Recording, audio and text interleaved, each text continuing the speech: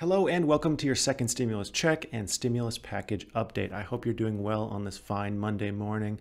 I'm doing pretty good. I got my workout in this morning. I've been doing this powerlifting program and it's been kicking my butt. Anyways, we've seen a lot of progress in the past week, so I decided to do my part and compile all the news from the last week or so into one little succinct video so we can analyze how the recent news will affect the future stimulus package and then what facts we can uncover to help us build a better timeline so we just know what to expect in the future. So jumping right in, the president has tested positive for COVID, which you probably already know unless you've been living under a rock for the last week. He seems to be handling it quite well, and I wish him a speedy recovery. However, the fear of the virus has grown because of this recent news. It seems to feel more real, but I'm going to get more into detail on that later. But first, let's talk about where we currently sit as far as the stimulus bill goes. So the House passed the revised HEROES Act bill last week, and this has since been declared dead on arrival by Republicans. And judging by the comments on many of my videos, you have felt that the House passing this bill is a step in the wrong direction. However, I want you to actually consider the opposite. I think even though that bill won't go through, it's still progressed. Think about it this way. The House had three likely options going into the last few weeks. They could have left the HEROES Act how it sat back in May at $3.4 trillion in size, or they could have revamped the HEROES Act to reflect the changes that have happened since May, but still keep it at $3.4 trillion.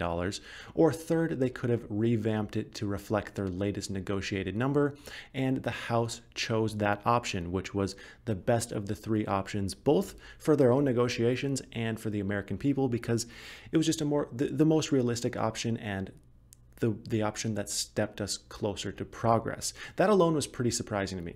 I believe this revamped bill helps set a new baseline in which future negotiations will be based off of. We already have seen the Republican side inch up in price from $1.5 trillion to $1.6 trillion with some tentative measures that could make it even higher than that. I just think at this point, any news on the topic of stimulus is good news because this means there is attention and thought going into it. For a few weeks, we saw the number of updates in the media decline rapidly because the attention was being shifted to other things like who's going to be the new Supreme Court nominee. And this was a huge concern to me because we want the focus to be on stimulus and relief. However, I believe this focus has been realigned back to stimulus in the past 10 or so days, and I'd be willing to bet that we see this continue through the elections. So now that we're caught up, let's talk about the very latest news on the stimulus. Last week ended with many feeling kind of dejected just with the stimulus bill. However, Pelosi has come out and said that progress is still being made on these bills, and I think Pelosi is starting to feel some of the heat here. This is because she's kind of stuck between a rock and a hard place right now. There's a lot of variables here, so let me attempt to explain this the best I can. Let me know if I do a good job. First, we know that Pelosi has been adamant about not breaking a stimulus bill into smaller parts. Republicans offered this several times in the past. Hey, let's just do unemployment right now, and then we'll focus on the rest later. And she just says no every single time because she felt that this would hurt overall negotiations.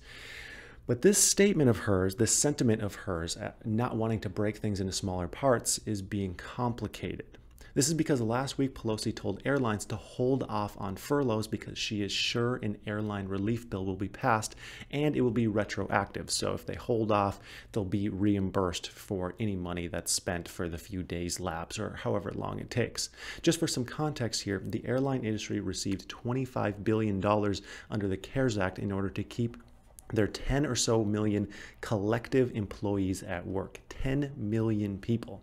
This, however, expired October 1st, and airlines are saying layoffs are coming quickly unless there's another extension.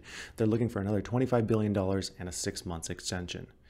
To attempt to address this, the House and Pelosi placed a standalone airline relief bill on the floor, but this was blocked by Republicans. So she already put that standalone bill on the floor, but then it was blocked. So this leaves Pelosi in a position where she's either having to negotiate a deal with Republicans quickly or accept that airlines will begin their layoffs.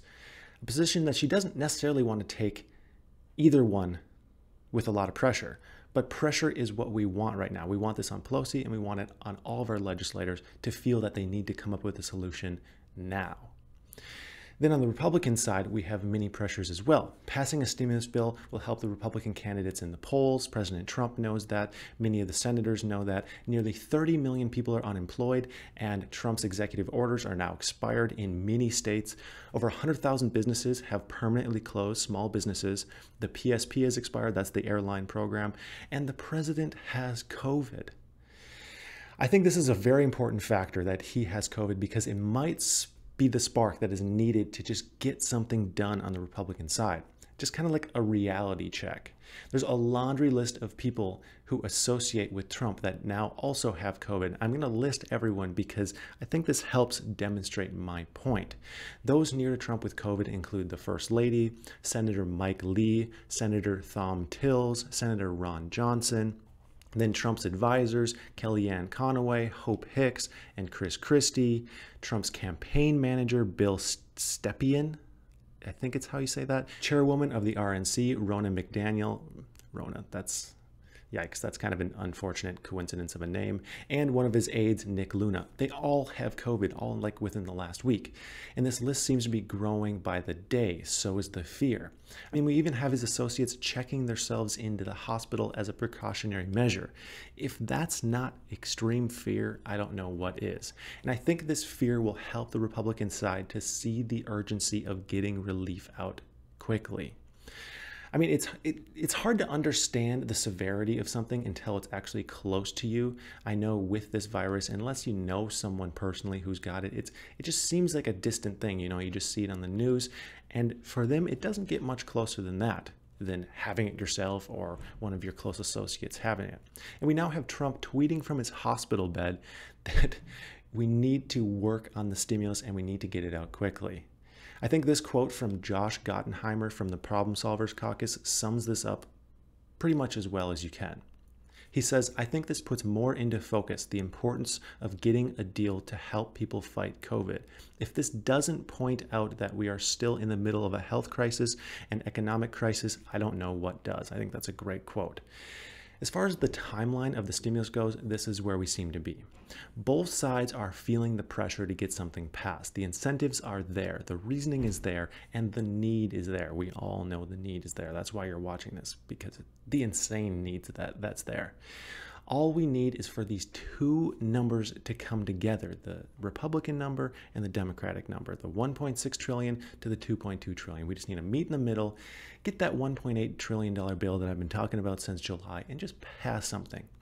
But I believe that we'll still see a stimulus bill passed before the elections. However, I can't say whether we'll see something this week or tomorrow or the day before elections. That just isn't clear. It's so chaotic. Things can happen really quickly, and also things can be delayed. I mean, we saw that vote last week. We saw a bill go from, hey, that's a good idea, to voted on the floor within a couple of days. So we know things can happen very quickly if they want them to happen quickly. Now, if we see checks passed within the next few weeks, about 50 million people will receive their payments very quickly, like within a week after that initial bill signing. And those will be the people who receive direct deposit. And then the rest will receive payments within about a month to a month and a half, according to Secretary Mnuchin. So what are your thoughts on this? Do you see the incentives being big enough that they actually get something passed before the November elections? What timeline do you see? Just all, I kind of have a positive outlook when it comes to this, even though we've been hurt time and time again by these legislators, but I still think something will happen before the elections. Do you think I'm off base there? Do you think they're going to end up failing us again? What's your inclination here? And also, I'm thinking about doing a live stream during the next debate, if there is a next debate. My idea is to just keep it as lighthearted and fun as possible if I do it. I don't want to get into anything overly political. I want it to be enjoyable. And maybe I'll invite like a few friends to join the stream with me or something like that. What are your thoughts there? Anyways, this is all we have for today. I'd like to thank you for watching, and I hope you have a profitable day.